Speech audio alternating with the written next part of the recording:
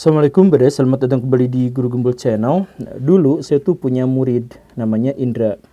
Putih, sipit, Chinese, Kristen Protestan.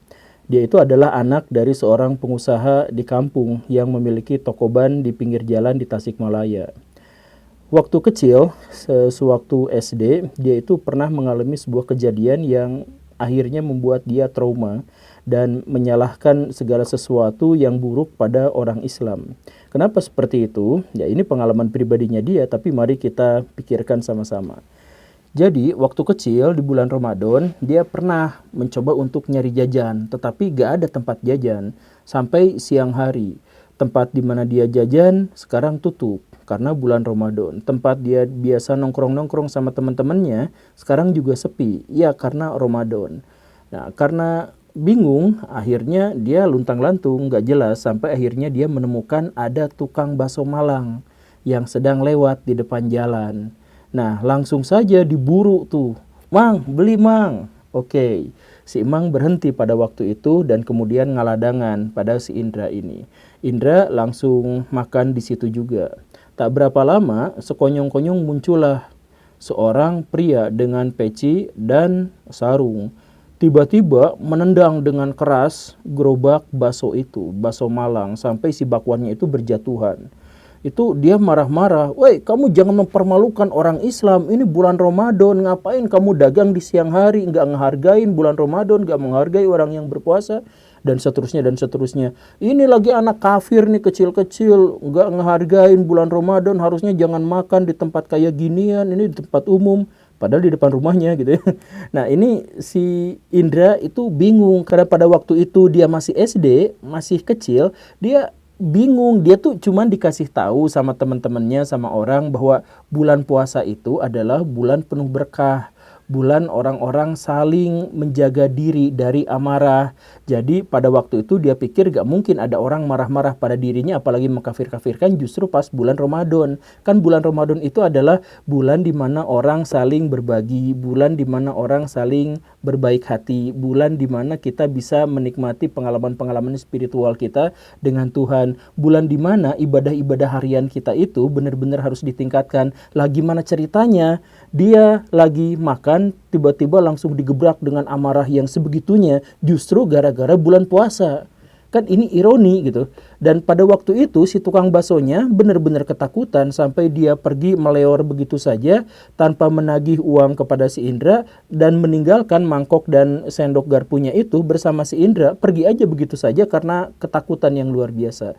Nah, Indra ya langsung berpikir, beginikah orang Islam itu dalam hidup gitu. Mereka nggak bisa menghargai orang-orang, apa salahnya kalau misalkan dari dirinya makan, ya nggak apa-apa, kan dia bukan muslim, dia tidak berpuasa pada waktu itu, kenapa juga harus dibebani untuk tidak ikut makan dan tidak ikut jajan. Dan yang menjadi masalah utamanya adalah itu si tukang baksonya, dia kan mencari nafkah dan dia hanya menjual kepada orang yang tidak berpuasa, dan banyak sekali orang-orang yang tidak berpuasa. Orang yang tidak berpuasa diantaranya adalah orang-orang kafir seperti dirinya, kemudian orang-orang yang misalkan perempuan-perempuan yang sedang menstruasi, atau mereka yang sedang hamil, melahirkan, dan sesudah itu. Dan ada banyak sekali orang-orang yang punya alasan untuk tidak berpuasa. Dan si tukang bakso itu wajar kalau misalkan dia jualan, kan begitu, ngapain juga. Ya, tapi inilah, jadi bulan puasa itu seringkali dijadikan momen oleh orang-orang Islam di Indonesia untuk meningkatkan arogansi mayoritas mereka gitu.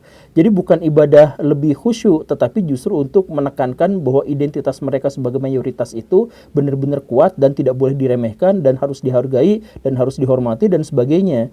Masalahnya tuh munculnya di situ gitu.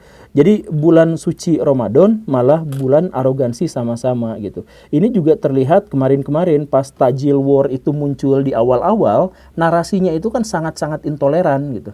Jadi ceritanya adalah penjual takjil itu menjual hanya kepada orang-orang muslim saja, yang non-muslim tidak boleh beli, bahkan harus dites syahadatnya dulu, dites rukun imannya dulu dan sebagainya. Apa alasannya? Ya ini untuk kaum muslimin. Di mana ceritanya? Ada cerita.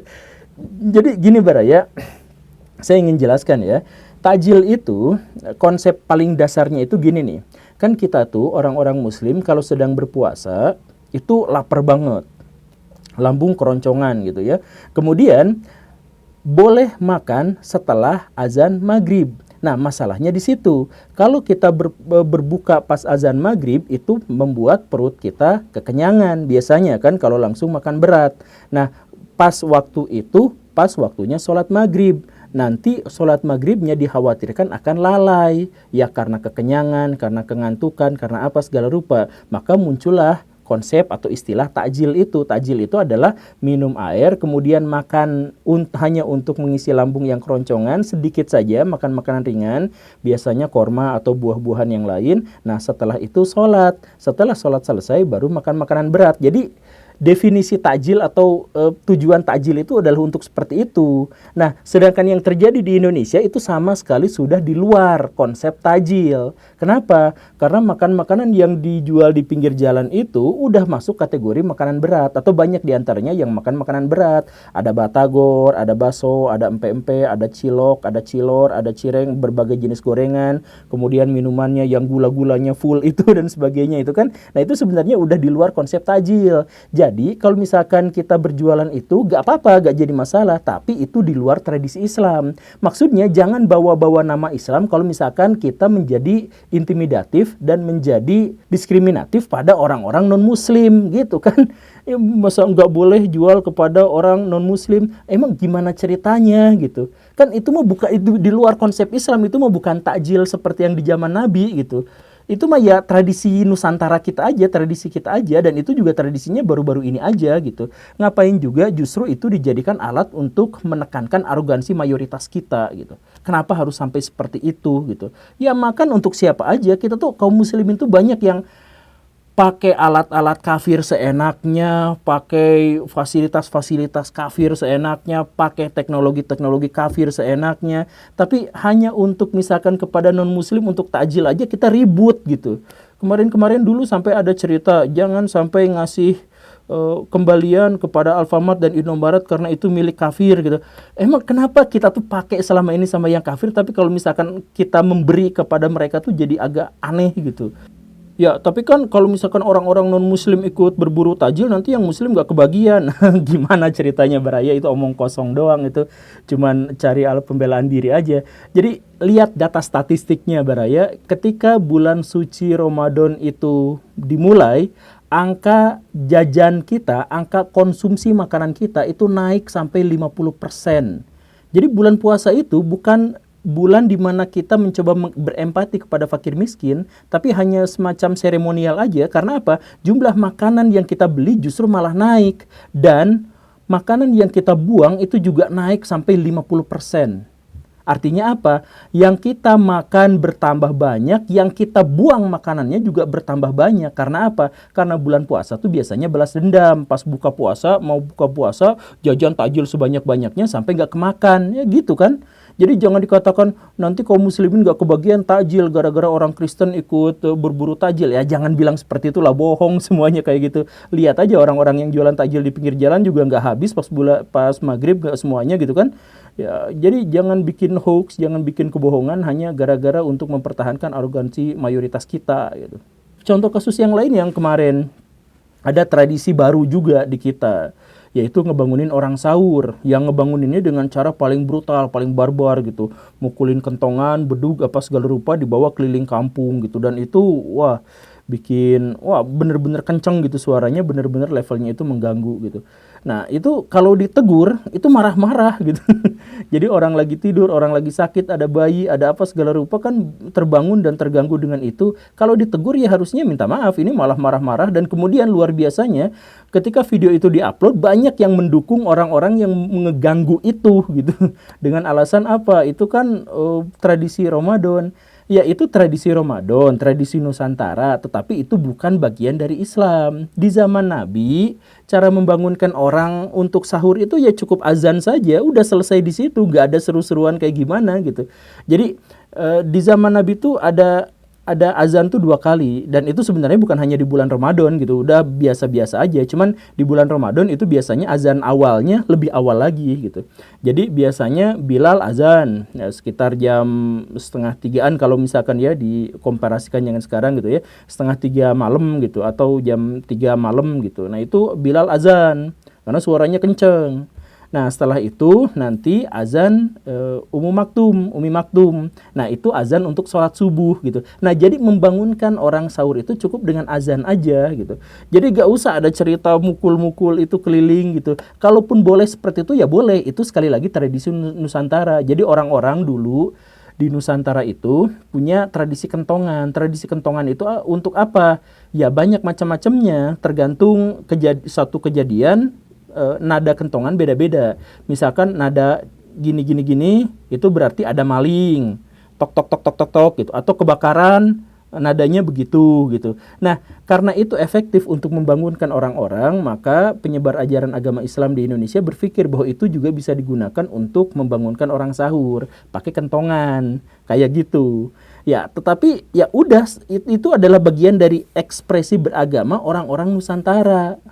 Jadi bukan dari tradisi Islamnya, ya boleh dilaksanakan, silahkan saja, kan setiap budaya, setiap daerah beda-beda. Tapi kalau levelnya sudah mengganggu, banyak orang sampai mukulin apa segala rupa untuk membangunkan orang, itu kan berlebihan. Lagian tidak terlalu relevan juga karena di zaman sekarang sudah ada alarm gitu. Siapa sih di zaman sekarang Barai yang bangun karena sahur itu gara-gara kentongan yang seperti itu, kan kebanyakan gara-gara alarm.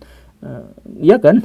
Nah, jadi ya, tapi lagi-lagi ini adalah fenomena arogansi mayoritas justru terjadi di bulan Ramadan gitu. Jadi bulan Ramadan dijadikan alat untuk menegaskan bahwa kita tuh adalah mayoritas, bahwa kita tuh penguasa wilayah sini, bahwa ini adalah milik kaum muslimin apa segala rupa gitu. Jangan-jangan kita yang melakukan itu malah jadi batal gara-gara itu gitu. Gara-gara kesombongan itu. Kan kesombongan itu, arogansi itu adalah salah satu penyakit hati paling tercela yang menjadi ciri khas dari setan. Nah, kita ikutin justru pas bulan Ramadan, kan aneh gitu. Dan dengan semua fenomena-fenomena yang unik-unik itu, pas menjelang Ramadan justru banyak orang yang merasa percaya diri untuk merayakannya sebagai hari kemenangan gitu. Beli baju baru, beli mainan baru, angpau dibagi-bagi ke sana ke sini gitu ya. Ya, ini saya pikir sih tidak relevan. Saya ingin mengajak Baraya semua untuk mengembalikan semangat bulan Ramadan itu ke arah yang sesuai dengan tradisi awal ajaran-ajaran Islam. Jadi bulan suci Ramadan itu adalah menyiksa fisik kita demi mendapatkan kekuatan spiritual yang lebih besar dan lebih baik gitu. Jadi kita latihan sabar, kita latihan menahan hawa nafsu, kita latihan untuk bisa merasakan apa yang dirasakan oleh fakir miskin dan sebagainya untuk bisa mencapai kekuatan spiritual tertentu gitu. Ya, begitu sajalah. Semoga berkenan. Terima kasih karena sudah menyimak. Saya Guru Gembul. Assalamualaikum warahmatullahi wabarakatuh.